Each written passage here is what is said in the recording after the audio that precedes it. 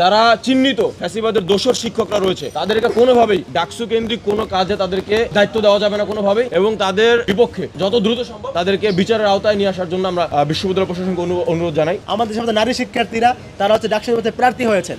আপনারা দেখতে পাচ্ছেন অনেকে হচ্ছে ফেসবুকে নানা ধরনের অনলাইন মিডিয়াগুলোতে তারা সাইবার বুলিংয়ের শিকার হচ্ছেন।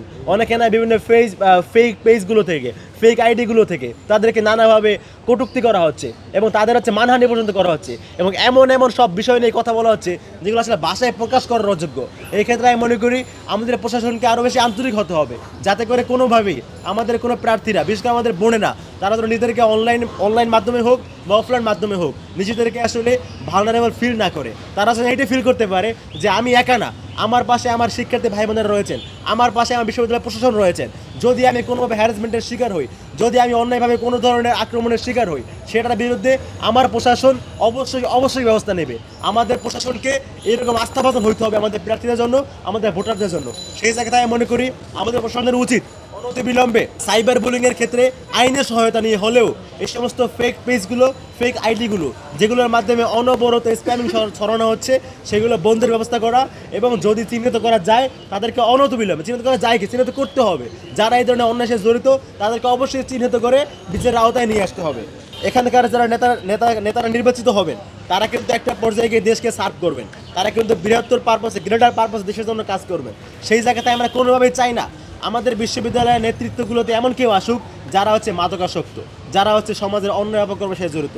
সেই জায়গা থেকে আমরা চাই ডোপ টেস্টের আয়োজন করা হোক। ডোপ টেস্টের মাধ্যমে যে সমস্ত প্রার্থীরা নির্বাচন করতে আগ্রহী তাদেরকে তারা মাদকাসক্ত কিনা এটা চিহ্নিত করা হোক। যেহেতু প্রার্থী মনোনয়ন চূড়ান্ত হয়ে গিয়েছে, আমি মনে করি এখন প্রশাসন চাইলেই ডোপ টেস্টের মাধ্যমে যারা আসলেই মাদকাসক্ত তাদেরকে ছাঁটাই করে দেওয়া সম্ভব, এবং আমি মনে করি এটা অবশ্যই বাস্তবায়ন করা উচিত।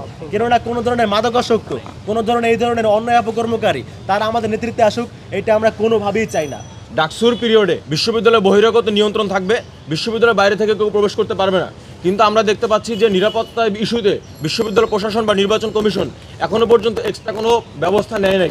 আগেকার সময় বিশ্ববিদ্যালয়ে যেমন বহিরাগত যানবাহন চলাচল করতো এবং বহিরাগতরা এখানে আসতো, একটা পার্কের মতো বিশ্ববিদ্যালয়কে ব্যবহার করতো, এখনো পর্যন্ত সবাই ব্যবহার করতে পারছে। তো এইটা যদি চলমান থাকে তাহলে আমাদের নিরাপত্তাহীনতা আরও বৃদ্ধি পাবে। আপনারা দেখতে পেয়েছেন যে যখন ডাকসুর নির্বাচন কমিশন গঠন করা হয়েছে বা তফসিল দেওয়া হয়েছে, তারপর থেকে কয়েকবার এই বিশ্ববিদ্যালয়ের বিভিন্ন স্পটে ককটেল বিস্ফোরণ হয়েছে।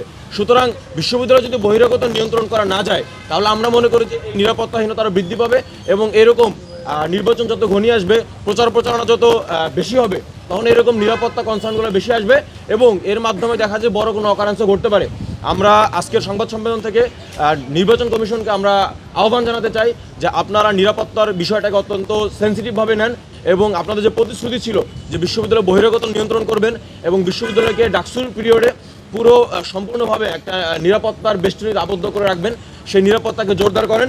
প্রক্টোরিয়াল টিমের যে সদস্য সংখ্যা সেটা বৃদ্ধি করার কথা ছিল, এবং তাদের আরও অনেকগুলো স্টেপের কথা তারা আমাদেরকে জানিয়েছিল যে ডিউরিং ডাকসু ইলেকশন আমরা এই পদক্ষেপগুলো নিব।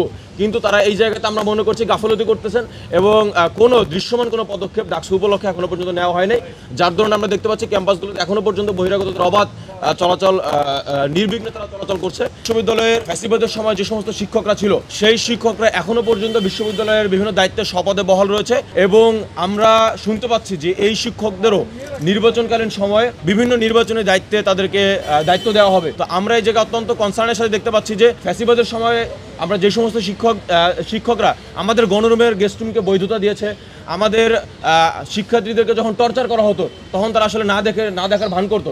বরং আমরা মনে করি যে এই যে গণরুম গেস্ট রুম কালচারকে ঢাকা বিশ্ববিদ্যালয়ে এস্টাবলিশ করা হয়েছিল, এর পিছনে প্রচ্ছন্ন ভূমিকা ছিল এই সমস্ত ফ্যাসিবাদের পক্ষ অবলম্বনকারী শিক্ষকদের। সুতরাং সেই শিক্ষকদেরকে শপথে বহাল রেখে বরং নির্বাচনী কাজে তো যাদেরকে যদি দায়িত্ব দেওয়া হয় তাহলে এই নির্বাচন কেন্দ্রিক আরও বিভিন্ন ধরনের ষড়যন্ত্র হতে পারে।